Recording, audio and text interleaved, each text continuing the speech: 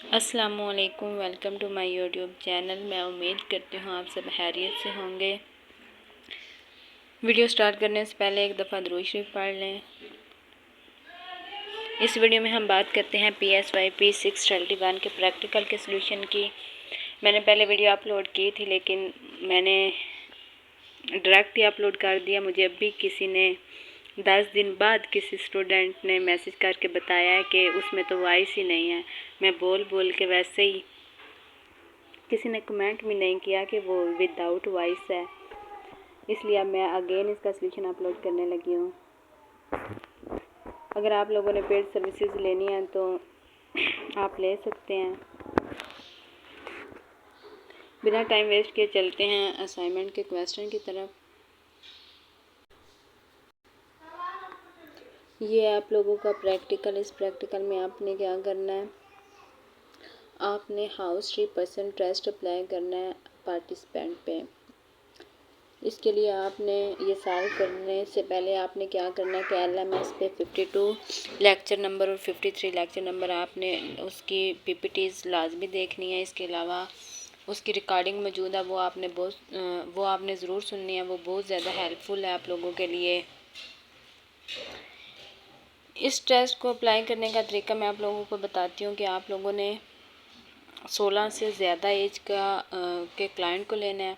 आपने उसे ना 3 पेपर दे देने हैं, ब्लैंक शीट दे देनी है। जो एक तो होती है ना, जो कॉपी के पेज होते हैं, वो नहीं, जो बिल्कुल वाइट वाली होती है ना शीटें, वो आपने ना अपने क्लाइंट को देनी है और उसे बोलना है कि वो पहले एक हाउस की ड्राइंग करे, फिर एक ट्री की ड्राइंग बनाए, फिर एक पर्सन की ड्राइंग बनाए। तो जब वो ड्राइंग कंप्लीट कर ले तो फिर आपने उसकी इंटरप्रिटेशन करनी है और रिपोर्ट राइटिंग करनी है। रिपोर्ट राइटिंग करने के लिए आपको एक बेस्ट तरीका बताती हूँ। मैंने एक सैम्पल के तौर पे सॉल्यूशन बनाया है, तो वो मैं आपके साथ शेयर करती हूँ, साथ आपको थोड़ा सा गाइड करती हूँ। आई होप सो आप लोगों को ये वीडियो अच्छी लगेगी और आपके लिए काफ़ी हेल्पफुल रहेगी। ये आप लोगों ने सैम्पल अपने LMS से डाउनलोड कर लेना है। आपने सैम्पल को फॉलो करना है और आपने क्या करना है कि सबसे पहले आपने टाइटल पेज बनाना है। टाइटल पेज में आपने अपनी इन्फॉर्मेशन लिखनी है। फिर आपने इंट्रोडक्शन लिखना है। इंट्रोडक्शन में आपने ऑब्जेक्टिव ऑफ द टेस्ट, इसमें आपने क्या करना है कि ये टेस्ट जो ITP टेस्ट है, इसके ऑब्जेक्टिव लिखेंगे कि इसमें ये साइकोलॉजिकल एक प्रोजेक्टिव टेस्ट है। इसमें हम पर्सन की पर्सनैलिटी के बारे में, उसके इमोशन के बारे में इंटरप्रिटेशन करते हैं। उसके बाद आपने टेस्ट का ओवरव्यूज़ देना है। ये ऑलमोस्ट सबका सेम ही आएगा, क्योंकि इसमें आपने ये बताना है कि ये टेस्ट किसने डेवलप किया। स्कोप ऑफ द रिपोर्ट, इसमें आपने क्या लिखना है, इसमें आपने लिखना है कि ये जो आपने रिपोर्ट राइटिंग करनी है, इसमें आपके क्या क्या चीज़ें इंक्लूड हैं।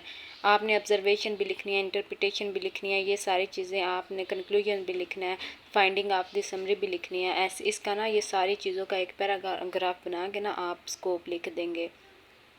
फिर आपने सैम्पल इंफॉर्मेशन देना है। इसमें आपने क्या करना है कि आपने जिस क्लाइंट से ड्राइंग बनवाई है ना, उसकी इन्फॉर्मेशन दे देनी है। इधर आप उसका ना नाम नहीं मेंशन करेंगे। नाम की जगह आप उसके नाम का पहला लेटर है, जो फर्स्ट लेटर है। फॉर एग्ज़ाम्पल अगर मारिया से मैंने कंडक्ट करवाया है, तो आपने क्या करना है कि आपने M लिख देना है मारिया की जगह। फिर आपने सेटिंग एंड टूल लिखने हैं। सेटिंग में यही कि कैसा इन्वायरमेंट था, कंफर्टेबल इन्वायरमेंट था, नॉइस से फ्री इन्वायरमेंट था। इसके अलावा आपने टूल लिखने हैं कि आपने कौन कौन सी चीज़ें यूज़ की हैं।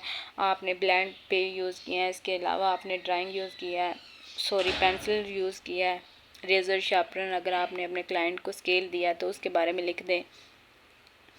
मेरी वॉइस को थोड़ा इग्नोर कीजिएगा, मेरी तबीयत ख़राब है। मुझे अभी पता चला है कि वो वीडियो जो मैंने अपलोड किया वो वॉइस के बगैर है, तो इसलिए मैंने अभी बोला कि आप लोगों की जितनी हेल्प हो सके मैं अगेन वीडियो अपलोड कर देती हूँ। मेरी तबीयत थोड़ी ख़राब है, इस वजह से कुछ उल्टा निकल रहा है, इग्नोर कीजिएगा। फिर आपने क्या करना है कि आपने इंस्ट्रक्शन दे देनी है। इसमें आपने वही लिखना है कि आपने क्लाइंट को बोलना है कि एक हाउस ड्रा करे, फिर एक ट्री ड्रा करे, फिर एक पर्सन ड्रा करे। एडमिनिस्ट्रेशन में आपने प्रोसीजर लिखना है, वो ये भी सिंपल है। ऑब्जर्वेशन में आपने क्या लिखना है, आपने देखना है कि आपके क्लाइंट का मूड कैसा था जब उसने हाउस बनाया। और इसके अलावा उसके एक्सप्रेशन कैसे थे जब उसने ट्री बनाया है। वर्बली आप उससे क्वेश्चन करेंगे तो उसकी क्या मतलब राय है इस घर के बारे में। और जब वो ड्राइंग कंप्लीट कर लेगा तो आप उससे क्वेश्चन करेंगे ये किसका घर है, इसमें कौन रहता है, इसका इन्वायरमेंट कैसा है। तो फिर आपको इजीली ना आइडिया हो जाएगा कि इस टाइम जो आपके क्लाइंट की सिचुएशन है वो किस हिसाब से है। एनालिसिस एंड इंटरप्रिटेशन ये इंपॉर्टेंट पार्ट है आपकी रिपोर्ट का। इसमें आपने क्या करना है, बेस्ट तरीका बताने लगी हूँ आपको इंटरप्रिटेशन के लिए। आपने क्या करना है, सबसे पहले आपने वो ड्राइंग अपने सामने रख लेनी है। आपने हाउस की ड्राइंग अपने सामने रखनी है। आपने देखना है कि इसके साथ आपने क्या करना है, पीपीटीज ओपन कर लेनी है जो आपके एलएमएस पे हैं। और इसके अलावा जो इंटरप्रिटेशन फॉर्मेट है ना आपके एलएमएस पे, वो भी आप लोगों ने डाउनलोड कर लेना है। जब आप वो डाउनलोड करेंगे ना, आप सबसे पहले देखेंगे कि आपने ना ड्राइंग फर्स्ट अपने सामने रखी है और आपने देखा कि आपके क्लाइंट ने जो ड्राइंग की है वो पेज के सेंटर में की है, ऊपर की है, नीचे की है, साइड पे की, राइट साइड पे ज़्यादा की है, लेफ़्ट साइड पे ज़्यादा की है। तो इसका भी ना हर चीज़ का एक स्पेसिफिक मीनिंग है। आपने क्या करना है, जो स्टेप आपके क्लाइंट ने फॉलो किया ना, आपने वो स्टेप अपने पास नोट कर लेना है कि आपके क्लाइंट ने मिड में बनाई है ड्राइंग। वो उसका वो पॉइंट भी नोट कर लें और आगे उसका जो मीनिंग है वो भी नोट कर लें।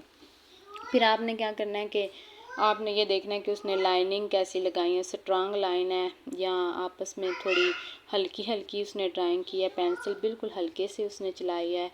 इसका भी एक स्पेसिफिक मीनिंग है। आप वो ऐड करेंगे, वो पॉइंट आप नोट कर लें। फिर आपके क्लाइंट ने जो हाउस की ड्राइंग बनाई है उसमें उसने डोर को ओपन रखा है, क्लोज रखा है, ये पॉइंट नोट कर लें। जब आप सारे पॉइंट नोट कर लेंगे ना, फिर आपने क्या करना है कि आपने चैट जीपीटी को वो पॉइंट देने हैं और उन्हें उसे बोलना है कि इंटरप्रिटेशन करे according this step for house tree percentage के लिए। तो वो आपको ना एक पैराग्राफ बना देगी। तो आपने डायरेक्ट उसे कॉपी पेस्ट नहीं करना, आपने ना एक आइडिया लेना है कि इंटरप्रिटेशन का ऐसा पैराग्राफ होगा, तो वो आपके लिए काफ़ी हेल्पफुल रहेगा।